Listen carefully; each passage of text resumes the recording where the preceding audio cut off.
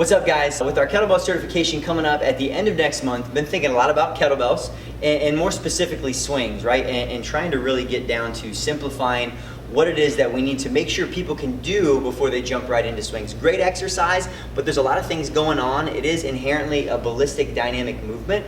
So I've tried to simplify it down to just 4 things that you should really use as almost like a checklist for someone to get into doing kettlebell swings. So if you are really trying to slow down and break down that kettlebell swing, at the top of your kettlebell swing, we're really in a plank position, right? We should have hips locked out, quads locked out, core is nice and tight. So it only makes sense that we should make sure that clients are comfortable and proficient in planks. And maybe not just the traditional plank, but what the kettlebell purists like to call the hard style plank. So if you guys would go to an RKC, an HKC seminar, talk about this hard style plank. What that actually is not only getting into a good position, elbows right below the shoulders, you know, hips in a good position, squeezing your butt like you would at the top of that swing, and actually squeezing the quads.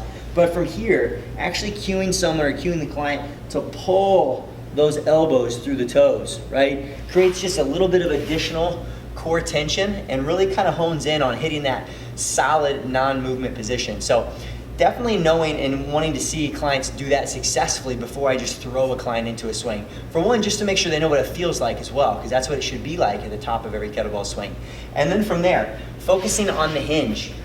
Kettlebell swings are inherently a hip hinge driven movement, right? If you really look at it and you slow it down, my knees aren't doing a lot of bending. We're driving those hips back and the nice explosive drive forward of those hips, right? So it only makes sense before doing something dynamically power driven that we should make sure people are comfortable and actually know how to appropriately hinge, you know, which is simply pushing the hips back. So there's a lot of ways and strategies we can go through and teach people to hinge with the kettlebell. I'll leave that up to you guys to find the right way for the right client, but making sure, hey, you know what, they can appropriately hinge. They can do some challenging weight before I toss them in with doing swings, right? Because the moment I start getting dynamic, it's a lot harder to stabilize in through the back, and you guys understand. I think that might be a fear for a lot of people who aren't comfortable or used to kettlebell swings, right? So part of it, getting people more comfortable also with what I'm just gonna call like the start or the drag position. But I would imagine that most people injure themselves. If they do injure themselves on kettlebell swings, they injure themselves on this in-between phase, right? Where that kettlebell's coming down and then they're going to pop right back up. This little space where we go from eccentric to concentric, and that's probably pretty consistent with other exercises. So what can help us do that is making sure that people understand what a good start position is like, not only for safety of picking the kettlebell up and putting it down, but also really solidifying being able to get in the right positions, flexibility, and strength.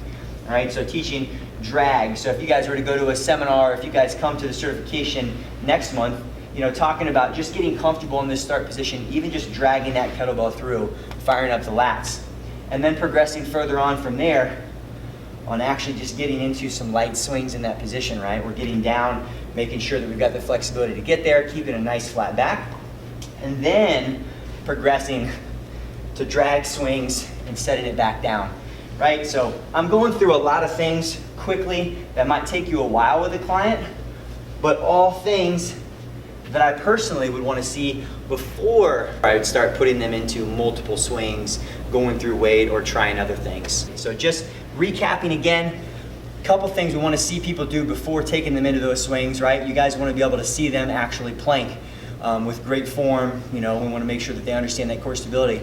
We want to see them be able to hinge appropriately because it is a hip hinge driven movement. We want to see them be able to get down into that start position and do some drags.